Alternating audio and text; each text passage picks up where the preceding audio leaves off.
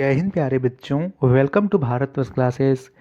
प्यारे बच्चों, हम लोग कक्षा 6 JCRT गणित पाठ पुस्तक में प्रश्नावली 8.2 को पढ़ेंगे। तो बच्चों चलिए प्रारंभ करते हैं प्रश्न संख्या 1 से। प्रश्न संख्या 1 दे रखा है, दीपा और निकिता दो संख्याएं 2 और 5 तथा एक चर x लेकर व्यंजक बनाने का खेल खेलती है। शर्त यह है कि प्रत्येक व्यंजक में x हो तथा जोड़ और घटाव में से एक तथा गुणा और भाग में से एक संक्रिया ली जा सकती है। दीपा और निकिता के खेल को पूरा कीजिए तथा इनके द्वारा बनाए गए व्यंजकों को लिखिए। देखिए बच्चा, प्रश्न बहुत ही सिंपल है। हमें व्यंजक बनाना है। व्यंजक क्या होते हैं? जिसमें 2, 5 और x ये तीनों हमें लेना है। तो हम लोग व्यंजक बनाते हैं जिस प्रकार पहला व्यंजक मैंने बनाया 2x + 5। इसमें देखिए 2 भी है, x भी है और यहाँ पे 5 भी है। और व्यंजक क्या बोलेंगे? इन दोनों को हम आपस में जोड़ रहे हैं। तो जहाँ भी जोड़ इसमें चरों को जोड़ा जाए, घटाया जाए, गुणा किया जाए, भाग किया जाए, वो कहलाता है व्यंजक। तो यहाँ पे यह हमारा एक व्यंजक है। इसमें हमारा शर्त क्या था कि इसमें x हो, यानी चर x हो, यहाँ पे संख्या 2 और 5 हो। तो यहाँ पे 2 और 5 भी है। क्या हम लोग इस प्रकार से और भी व्यंजक बना सकते हैं? बिल्कुल बना सकते हैं। यहाँ पे हम लोग जोड़ के जगह में घटाव कर सकते हैं, यानी 2x - 5। इसके बाद हम लोग क्या करेंगे? यहाँ पे 2x के जगह 5x लिख लेंगे और 2 को इधर कर देंगे, तो 5x + 2। फिर यहाँ पे जोड़ के जगह में घटाव कर सकते हैं, 3x - 5। ठीक है, यहाँ पे इस प्रकार हम लोग और भी कर सकते हैं। x के बट्टे में 2 + 5, यह हमारा भाग वाला संक्रिया में व्यंजक हुआ। फिर y के बट्टे में हम लोग 2 लिख के +5 कर सकते हैं। फिर हम लोग कर सकते हैं x के बट्टे में 2 और प्लस, यहाँ पे प्लस की जगह -5। फिर एक y के बट्टे में 2 और -5। तो इस प्रकार से हम लोग व्यंजक बना सकते हैं। आप लोग इन व्यंजकों में ध्यान दीजिए कि x 2 और 5 से ही मिलकर बन रहा है। इस प्रकार से आपको नोट कर लेना है बच्चा। चलिए करते हैं प्रश्न संख्या 2 को। दूसरा प्रश्न यहाँ पे कहता है, आपने इस प्रश्न को नोट किया? दूसरा प्रश्न यहाँ है, निम्नलिखित में से कौन केवल संख्या वाले व्यंजक है? केवल संख्या वाले व्यंजक का अर्थ क्या है? कि ऐसे व्यंजक जिसमें केवल संख्याएं आए। संख्या क्या होती है? 1, 2, 3, 4, 5, 6, ये सभी संख्याएं हैं। यदि इसमें मैं बात करूं x, y, m, n, ये सब क्या है? तो ये सभी चर हैं। तो देखिए कौन कौन से यहाँ पे व्यंजक है जिसमें केवल संख्याएं हैं, यानी केवल 1, 2, 3, 4 इत्यादि है। तो पहला देखते हैं y + 4। इसमें तो y आ गया, अर्थात पहला वाला जो व्यंजक है उसमें चर है, तो केवल संख्या वाला व्यंजक नहीं है।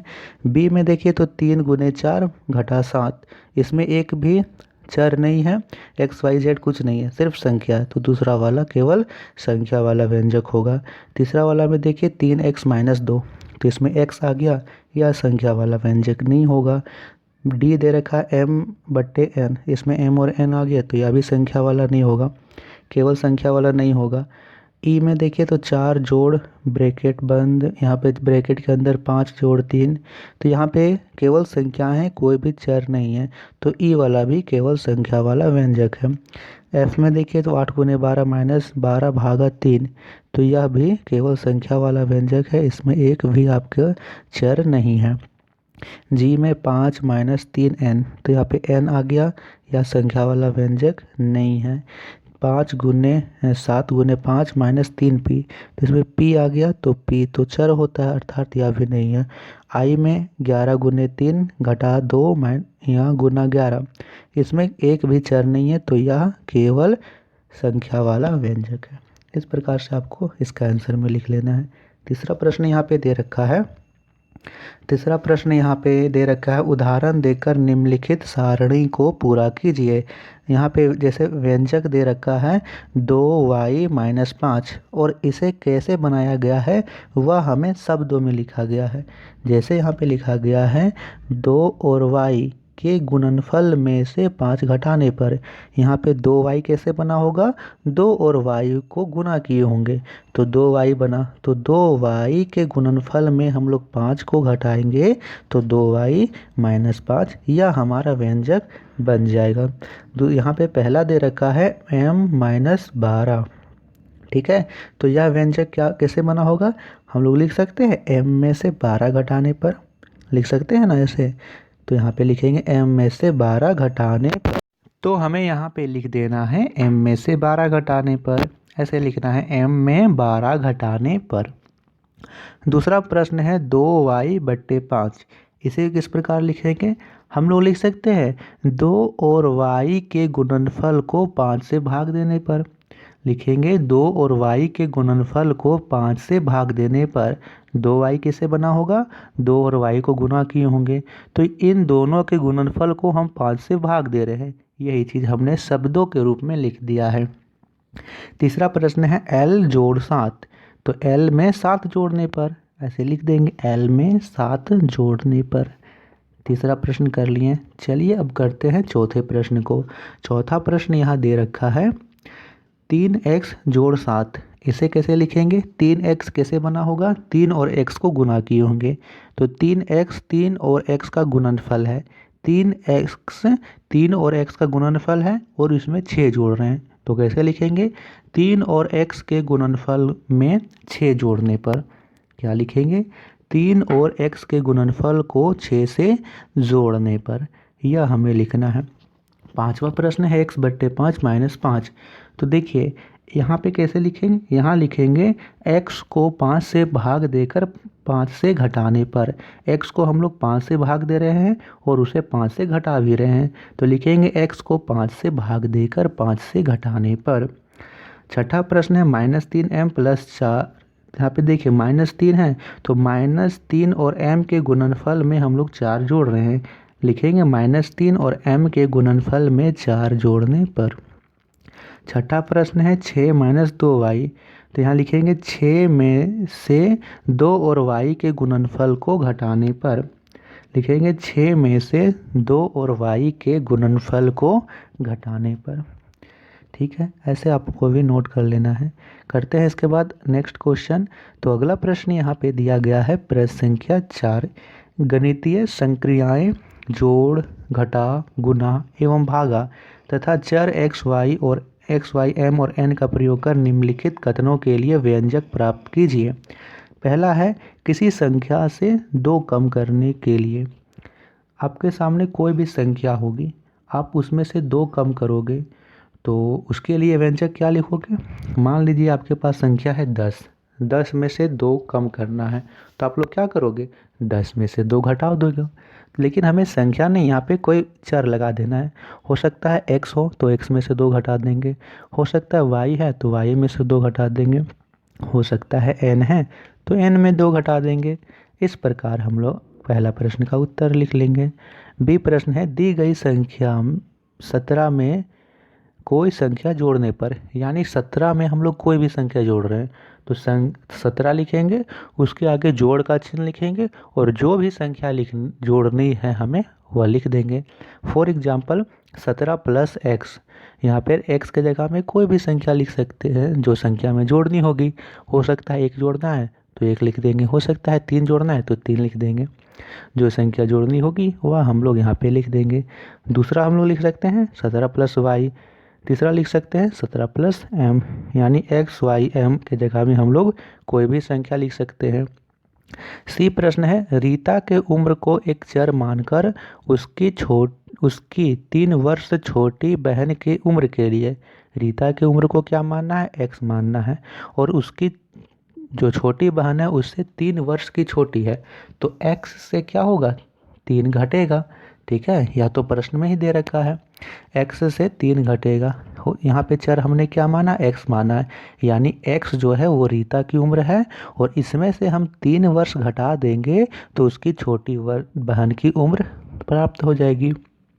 दूसरा हम लोग एक और चर मान लेते हैं y है, तो y में से 3 घटा देंगे।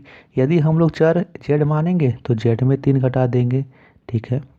डी प्रश्न है, सोनू का वजन x किलोग्राम है, वह अपने वजन के दुगुना से 15 किलोग्राम कम वजन यहाँ पे दे रखा है। यानी व्यंजक हमें बनाना है, सोनू का वजन 2 किलोग्राम है और वह अपने वजन से दुगना से 15 किलोग्राम कम वजन की कोई वस्तु खरीद रहा है या कोई उसका सामान खरीद रहा है, अपने वजन के दुगना से 15 किलोग्राम कम। तो सबसे पहले उसके वजन को हमें 2 से गुना करना होगा।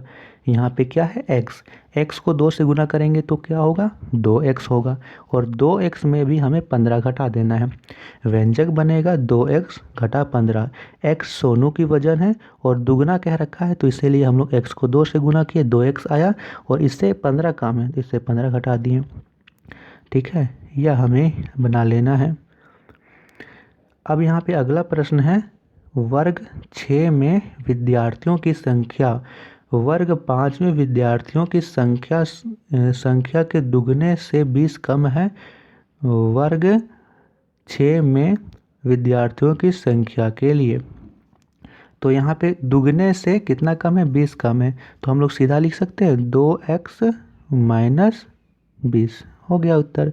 इसके दुगने से 20 कम है, उसके संख्या के दुगने से 20 कम है, यानी x को 2 से गुना किए तो दुगना आ गया और उससे भी 20 घटा देंगे। तो यहाँ पे अगला प्रश्न है, एक आयताकार होल की लंबाई उसके चौड़ाई के 3 गुने से 7 कम है। अब 3 गुना है तो 3 की गुना x से करेंगे, 3x और उससे भी 7 कम है तो -7। यह व्यंजक हो सकता है।